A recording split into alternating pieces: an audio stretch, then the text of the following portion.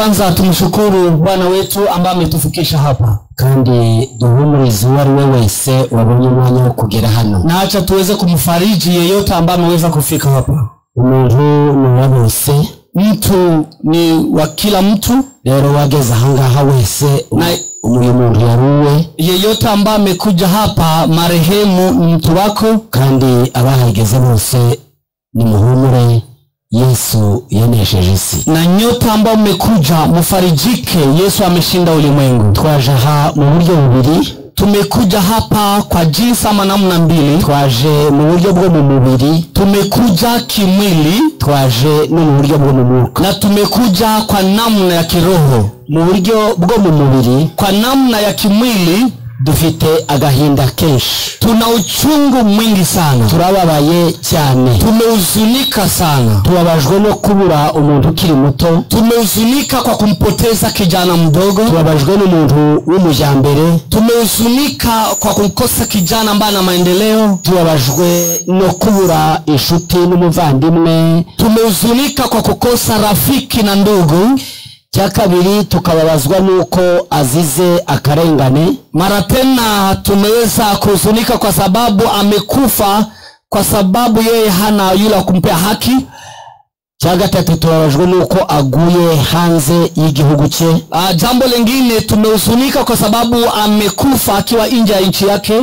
Cyakane ni urupfu rwo rudakurikiranwa, rudafite ubutabera. Jambo lingine ni kifo ambacho hakina haki. Niyo mpamvu nifatanije n'umwanditsi wa Zaburi. Ndio sababu nimeweza kuambatana na mwandishi wa Zaburi. Zaburi ya 13 irabango uzageza ryari kutatwibuka. Zaburi ya 13 inasema utafika lini usikosa kutukumbuka sisi. Tumugogi kutari chachu. Tumo katika nchi ambayo si yetu. Kandi ni wacu barashyingura. Na hata kwetu wanazika. Ariko biramaze gushyingurwa iwanyu kuruta gushyingurwa iwabandi. Lakini vyema zaidi kuzikwa katika nchi yako kuliko kuzikwa katika nchi ya ugenini. Turaha kandi mu buryo bwa kabiri. Na tuko hapa kwa njia ya pili. Hari abantu numva kandi numvise banabivuze. Kuna watu ambao huwa nawasikiza hata leo nimeweza kuwasikiza. Ntabwo buri rupfu rwose ruba ruturutse ku Mana. Kila kifo hakitokani na Mungu. Ntabwo buri rupfu rwose ruba rwemerewe n'Imana. Si kila kifo ambacho watu wanakufa ya kwamba ni Mungu ameruhusu watu wakufe. La hasha. Gupfa k'umuntu kugira inzira zitatu. Kufa kwa mwanadamu kuna njia tatu. Hari upfa bivuye ku Mana. Kuna yule anakufa ikiwa ni mapenzi ya Mungu. Hari n'upfa bivuye ku ushake bw'abantu cyangwa bwa Satani. Na kuna wengine wanakufa kwa sababu ya mapenzi ya wanadamu ama shetani. Hari n'upfa bimuturutseho ubwe. Na kuna mwingine anakufa kwa sababu yake mwenyewe.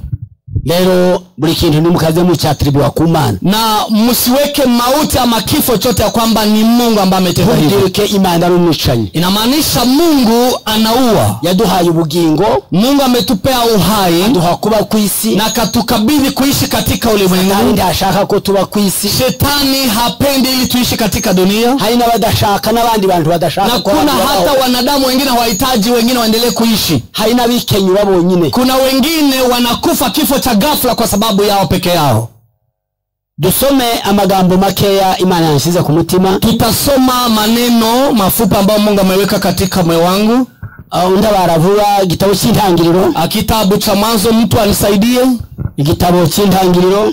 Yule atasaidia mchungaji. Kitabu cha Mwanzo igice cya mbere ni mlango wa kwanza, murongo wa 5, haya yake ya 5, wa 8, wa 13, wa 18, 18, wa 23, 23, wa 31 na 31.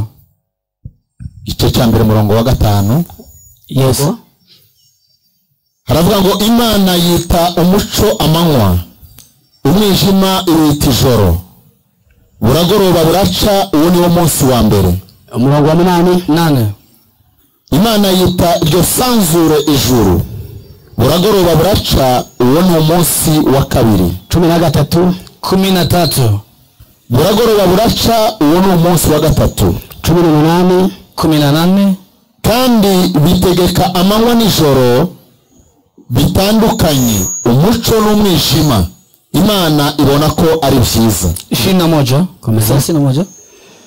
Imana irema ibifi binini byo mu nyanja. Basimbutse 23. 23 buragoroba buraca uwo ni umunsi wa gatanu. 31 31.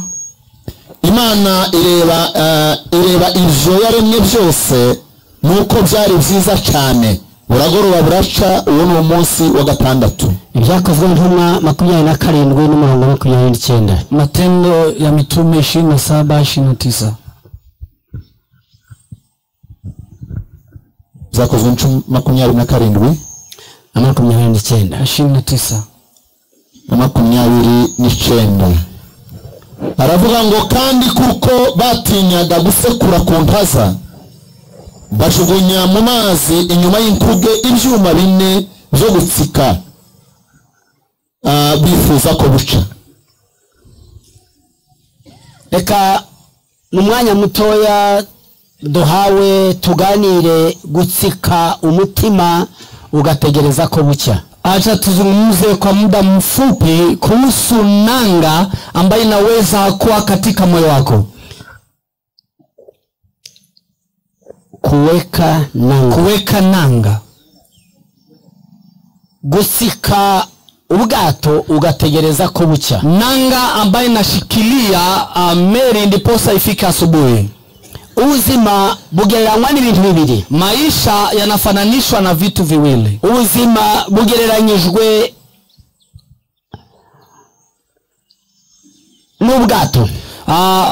Maisha yanafananishwa na merikebu, kandi ubwato mu mazi, na merikebu baharini. Niyo mpamvu, ndio sababu uko bwaba bungana bwose, ambavyo merikebu inalingana minatoshana, bwaba bureshya bwose, upana maukubwa wa merikebu, ubwato bwose bugira ikibutsika. Merikebu inananga ya kuishikilia. Hari impamvu zigeze kuri 3 zine zituma batsika ubwato. Kuna sababu 4-3 inasababisha nanga ishikilie merikebu. Ikindi cya mbere ni kugira ngo bugume aho bwari bugeze. Jambo la kwanza ni ili ibaki ambapo imefika. Ikintu cha kabiri ni kugira ngo butaja kure yaho babushize. Jambo la pili ni isiweze kumove itoke mahali ambapo ameiweka niweze kwenda kwingine. Cha gatatu ni igihe baba bagize ibyago bakohereza yananga cyangwa se cyakitsika igahagara aho igeze. Jambo la tatu ni wanapokumbwa na shida wanaweza kusimama na nanga inawekwa niposa ishikilie isiweze kusonga mbele. Ubuzima kandi bugirwa cyangwa bugeranywa n'ubwire. Maisha tena inalinganishwa na usiku. Ubwire nabwo bukabamwe uburyo bwinshi, na usiku una njia tofauti. Hari ubwire busanzwe bw'iminsi bamaze kudusomera. Kuna kuwa usiku ambao wamesoma katika Mwanzo mu gitabo cyo ngisho kitangira igice cya 8:22, mlango wa 8:22, haratubwira ngo Imana irarahira nyuma y'umwuzure. Biblia ikasema baada ya kuwa na gharika Mungu akaapa akasema, iravuga ngo sinzongera kurimbuza isi amazi, akasema sitangamiza ulimwengu kupitia gharika tena. Ngo bukira cyangwa bugacha, ikawa jioni ikawa mchana na jioni. Ubwire bwose ni bumwe, na jioni ama usiku ni the same. Bwa bundi Imana yashizeho ambao Mungu ameweka. Usibye ko hano bushobora kuba ari kumanywa hari ahandi bukaba bwije, lakini kuna kwengine leo inaweza kuwa jioni hapa kwetu, kwengine ni asubuhi. Ariko bwose ni ubwire, lakini yote ni usiku na mchana. Akongera kandi hakaba ubwire bw'ubuzima, na kuna vile unaweza kuwa na giza katika maisha. Igihe ubuzima abandi ari kumanywa ariko wowe ukabona ari mu gicuku. Kuna wakati kwa wengine inaweza kuwa mchana, kwako ikiwa ni usiku. Hakaba n'ubwire bw'ubugingo. Kuna usiku katika maisha yako, nafsi yako. Ubwire bw'ubuzima ambao kwa usiku kwako katika maisha ni igihe ubuzima butagenda neza, ni wakati maisha yako hayako sambamba. Igihe ubwire bw'ubugingo usiku katika nafsi ama uhai ni igihe hatariho relationship yawe n'Imana, ni wakati hauna uhusiano kati yako na Mungu. Hakaba rero n'ubwire bundi busanzwe buno tumaze kuvuga, na kuna giza hii ama usiku ambao tumetaja. Ubwo bwire bwose, na hiyo aina tofauti ya giza ama usiku kimwe haukuji kwa muda mmoja, ugenda butandukanye, unakuja kwa njia tofauti. Paulo Paul, yagiye ahura n'ibibazo byinshi n'ubwire bwinshi agenda bivuga mu buryo butandukanye. Paulo akakumbwa na giza tofauti na kaeleza. Kandi ubwire iyo bwaje Na giza inapokuja buza kuri wowe gusa. giza inakuja kwako peke yako. Ubwire iyo bwaje Giza inapokuja ushobora kuza ku muryango. inaweza kuja kwa jamii yako. Ubwire iyo bwaje Giza kuza ku gihugu. Giza inaweza kuja juu ya nchi. Kubu ngubu hano wacu cyangwa mu gihugu cyacu muri Kongo turi mu bwire. Tuseme kwa mfano katika nchi ya Kongo tumo katika giza. Igihe umuntu atajashaka atarigishaka atidagaduye abana mu bwire. Unapokuwa haujihisi kwako uko katika giza. Hari n'ubwire bwa siasa bwa politiki. Na kuna giza moja ya kisiasa ya politics. Umuntu adashobora kumenya epfo na ruguru cyangwa se ejo hewe hazaza. Hauwezi kujua pahali pako pa kesho. Ariko sicyo nshaka kuvuga cyane. Lakini silo jambo ambalo namaanisha nataka kusema. Umugabo witwa Luka, Luka akasema mu gitabo cye cya kabiri yanditse ibyakozwe n'intumwa. Kitabu chake cha pili ambacho ni Matendo ya Mitume, yavuze amakuru yuko Yesu yaje mu isi atangiza itorero. Akasema habari vile Yesu amekuja kuanzisha kanisa hapa duniani. Avuga ahereye kuri icyo gitabo cye, akaanzia katika hicho kitabu cha Matendo ya Mitume. Arabango amazi iminsi 40 azutse. Akasema baada ya siku 40 baada ya kufufuka yiyereka abantu, akaweza kujidhihirisha kwa wanadamu. Ubwami bw'Imana akaweleza kuhusu ufalme wa Mungu. Mu gice cya mbere cy'ibyakozwe n'intumwa, sura ya kwanza Matendo ya Mitume, ababwira uko yabasezeranije ko azabohereza umwuka wera. Akawaeleza ahadi ambayo amewapa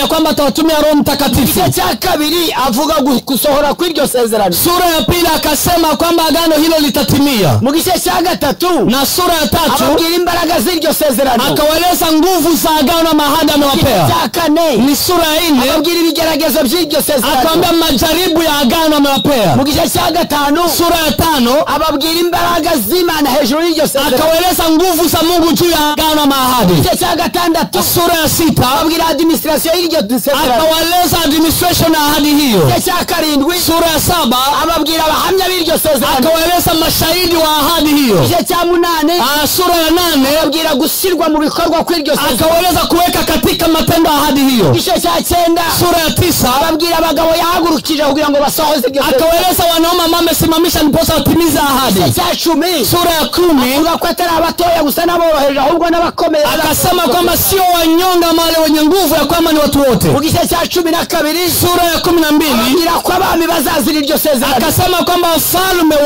watakumbwa na shida kwa sababu ya ahadi hiyo. 13 rero 13 avuga amakuru y'umugabo witwa Paulo. Akaweza habari za Paulo mu buryo budasanzwe ambaye amechaguliwa kwa njia ambayo haifai kandi kawaida na akakumbwa na shida. Ariko ibyo bibaza bihura n'iryo kubera iryo sezerano. Lakini hizo shida Paulo akakumbwa nayo kwa sababu ya ahadi ama agano ambayo Mungu amewapea. Biblia itubwira ko amaze guhamagarwa. Biblia inasema baada ya Paulo kuitwa ni mugira intumwa y'abanyamahanga, Mungu akamfanya mitume wa mataifa. Cya 13 kwa sura 13 ni mundobanirize Paulo na Barnaba kuko matuma mu murimo. Akasema mchague Barnabas na Paulo ndiposa ni watume.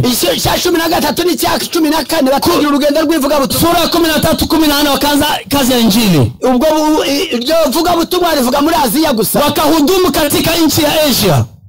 Nyuma yo kuvuga ubwo butumwa baragaruka. Baada ya kuhubiri injili njema wakarudi. Igice cya 14 ku mwisho cyangwa 15 mu ntangiriro. Sura ya 15 unapoanza tangira urugendo rwa kabiri. Akaanza safari yao ya pili. Tangira igice cya 16 ni cya 14 16 17 ni cya 18 na 18 igice cya 19 batangira urugendo rwa gatatu. 19 wakaanza safari yao ya tatu. Ariko rero muri urwo rugendo katika safari yao bahura n'ibibazo byinshi. Wamekumbwa na mambo mengi. Bagiye bahura n'ubwire bwinshi. Wamekumbwa na giza tofauti. Aho yageze aravuga ngo inshuro 5 narakubise. Kuna ambapo amesema mara 5 nimechapa viboko. Inshuro 3 narayimuhengeri. Akasema mara 3 nimeingia kwenye bahari. Avuga uburyo bwinshi yagiye yahura nayo. Sema namna tofauti amekumbwa na matatizo na shida.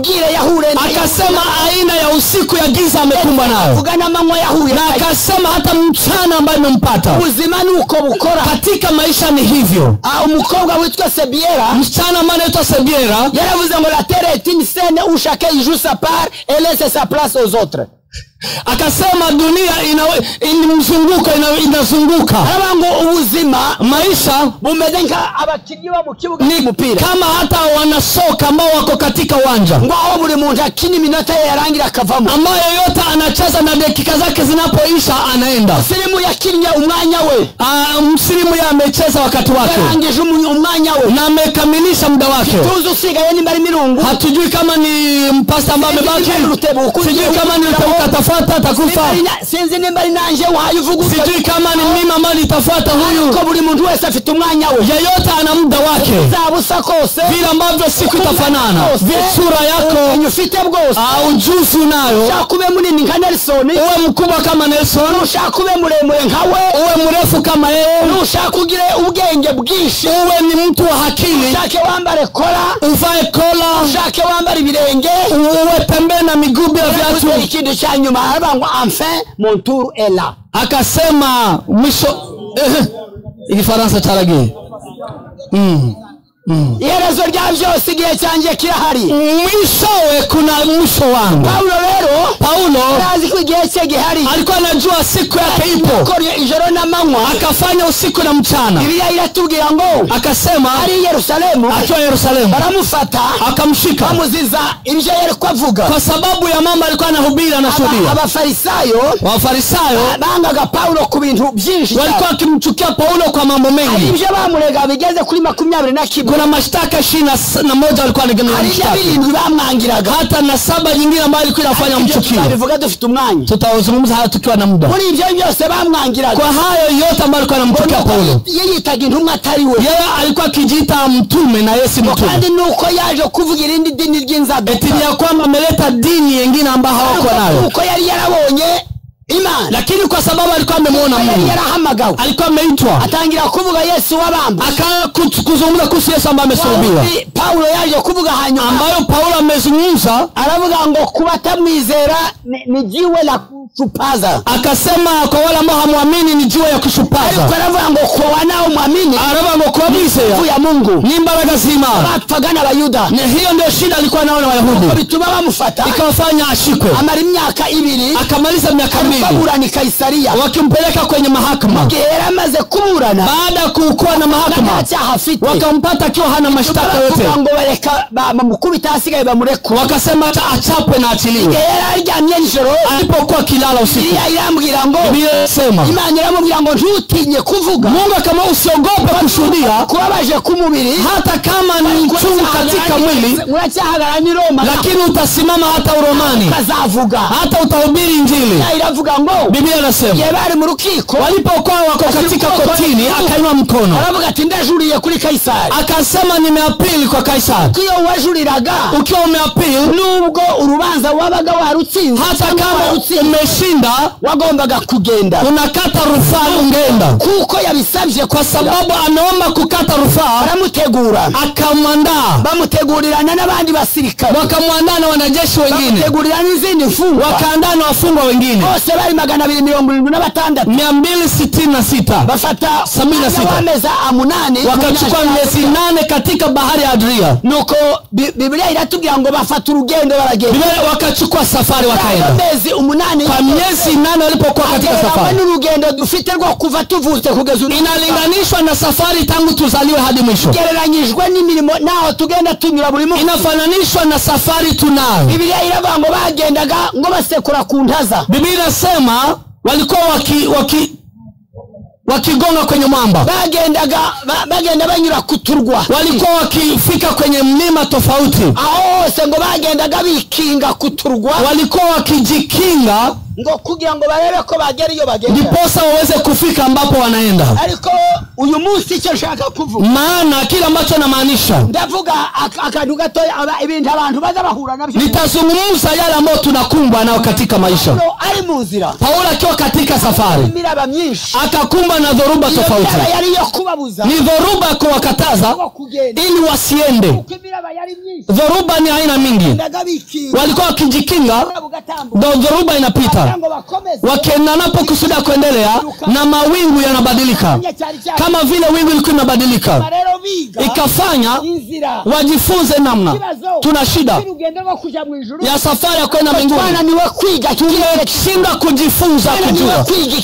Tumeshindwa kujifunza anga. Masaa mengine watu walikuwa wanapiga nduru kwamba mvua itanyesha.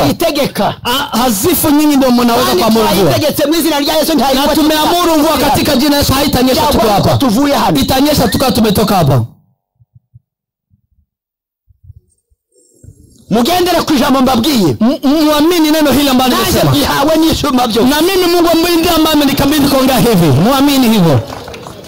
Mvua haitanyesha. Iterabwoba ryo kugira ngo abantu bareke kumva icyo Imana ishaka. Hizi ni vitisho ili watu msisikize neno la Mungu. Abantu bananiwe kwiga igihe. Watu wameshindwa kujifunza kujua majira na nyakati. Watu wanaitwa kwamba wanaenda mbinguni. Bananiwe kwiga itinerary ry'ijuru. Wameshindwa kujifunza taratibu ya mbinguni. Biblia inatubwira ngo, Biblia inasema Paulo akaenda munzira bari barimo, katika safari njia walikuwa wakakuma na dhoruba. Witwa urakuro. Dhoruba ya urakuro.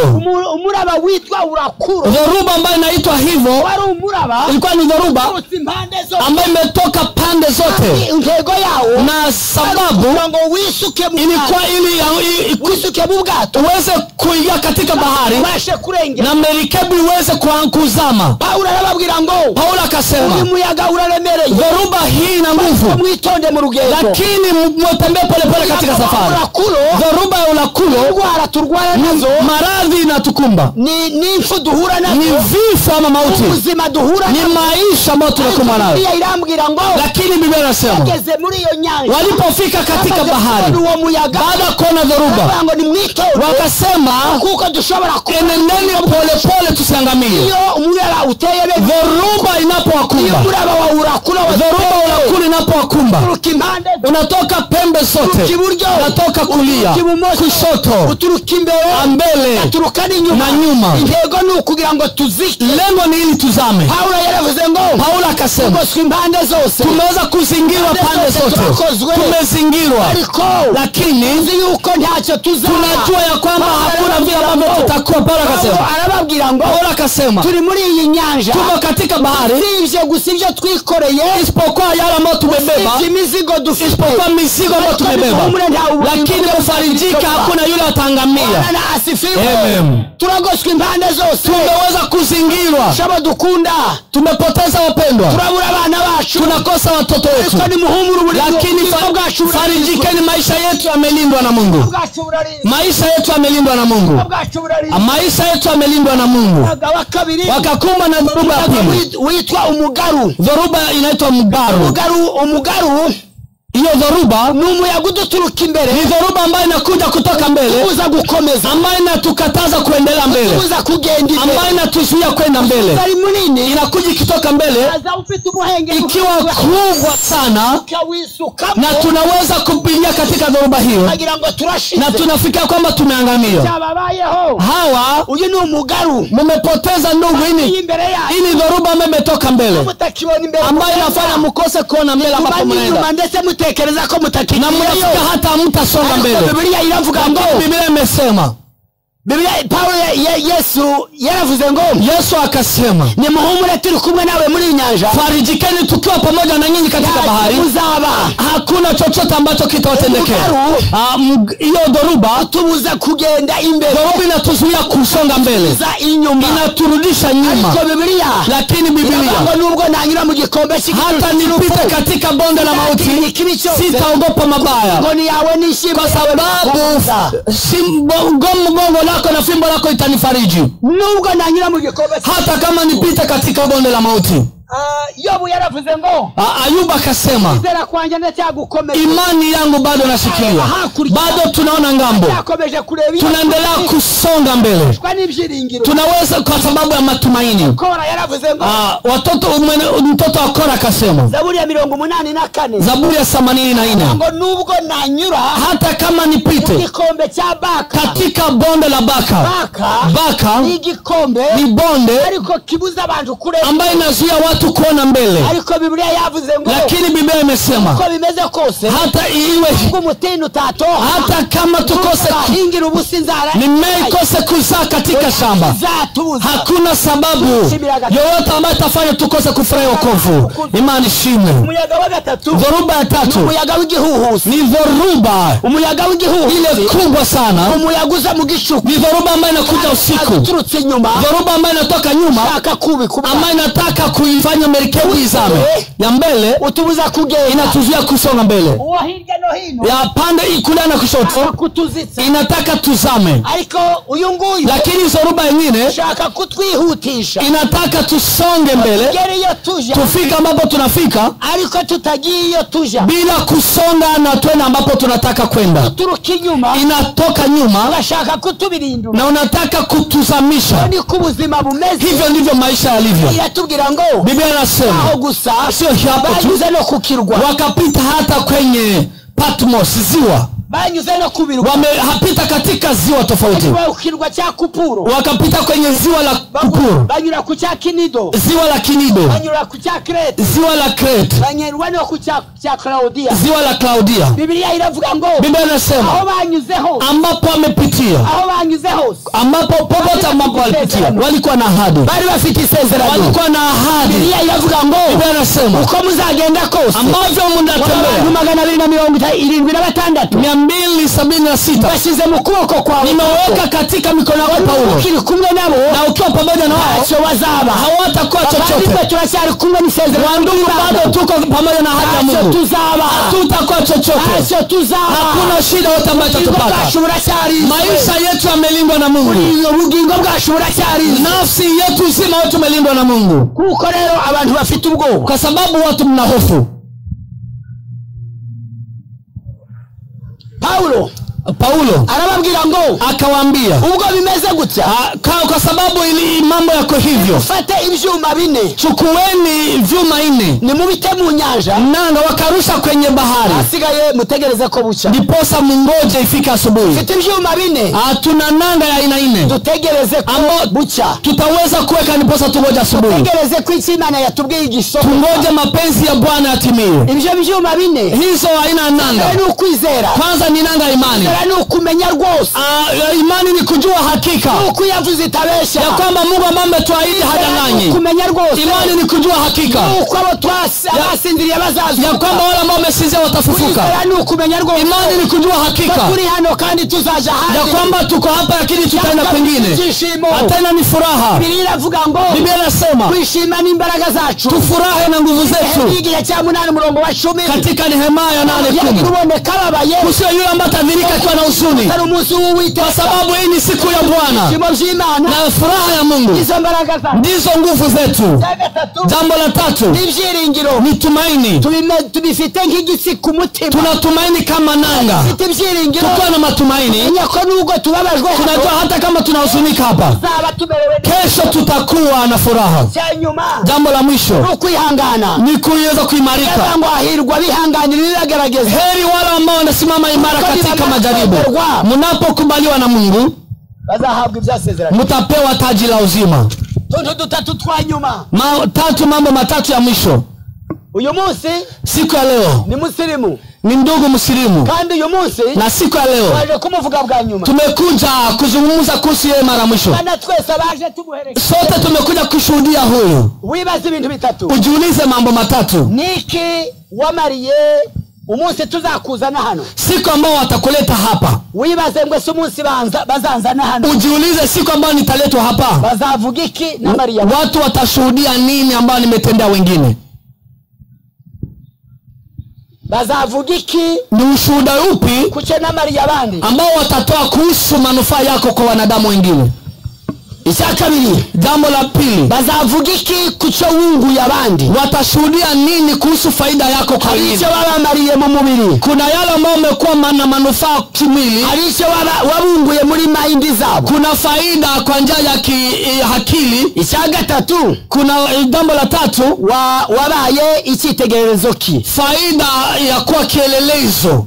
kuko aya magambo haya mambo niyo abantu baje bibaza ku munsi wa nyuma. Ndiyo maneno watu wanajiuliza kwa siku yao ya mwisho. Abagiriki bavugamwe amagambo atatu. Wayunani wanataja mambo matatu. Bavuga ijambo ryitwa uzus. Wanasema uzus. Uzus bivuga ngo ni igishoro. Uzus ni mtaji. Ubuzima bw'uwari wese wicaye ahangaha ni igishoro. Maisha yako it's a business capital. Kuko ari igishoro. Kwa sababu ni mtaji wa biashara. Kuhaye. Mungu ambaye amekupea ategereje fructus. Anangoja uuzae matunda. Akeneye kuzava mu gishoro yo faida ambayo umezaa katika maisha. Ugomba kubikora hakiri kare. Ambayo ni lazima ufanye kwa mapema. Ugomba kubikora ambulance itaraza. Ni vyema ufanye kabla waita ambulance. Ugomba kubikora polisi itaraza. Lazima ufanye kabla polisi wakuje. Ugomba kubikora na kizimyamoto itaraza. Lazima ufanye kabla kizimyamoto ikuje. Nari bahamurisha. Mungu awabariki.